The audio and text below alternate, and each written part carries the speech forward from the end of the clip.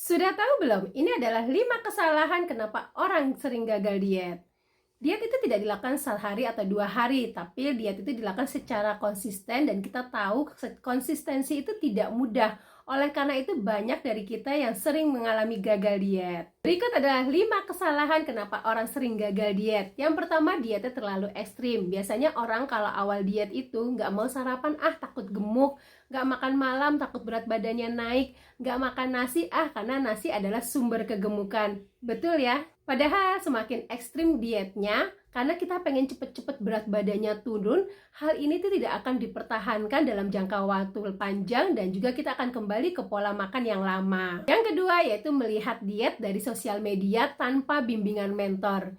Diet tanpa bimbingan mentor itu banyak melakukan kesalahan. Yang pertama yaitu kita tidak tahu makanan yang sesuai atau yang benar. Yang kedua, kita tidak tahu olahraga yang sesuai dengan kemampuan kita. Yang ketiga yaitu tidak ada motivasi dari mentor. Kesalahan yang ketiga yaitu diet tanpa komunitas. Diet tanpa komunitas atau tanpa teman itu biasanya berjalan cuma 1-2 hari, paling lama itu 1 minggu. Apalagi di tengah era gempuran promo-promo kuliner, arisan, kondangan.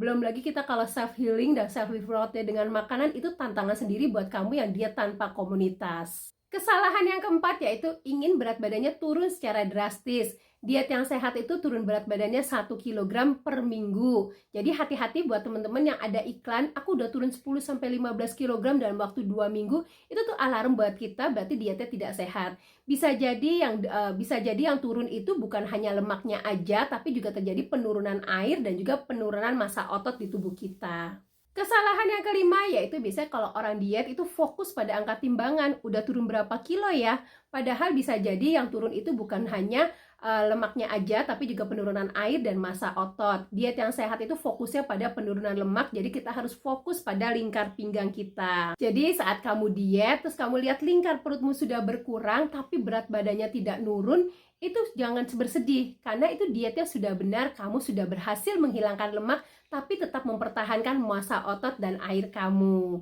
Yang penting kamu tetap konsisten dalam menjalankannya. Dari 5 kesalahan ini, kesalahan mana yang biasa kamu lakukan? Yuk tulis di kolom komentar.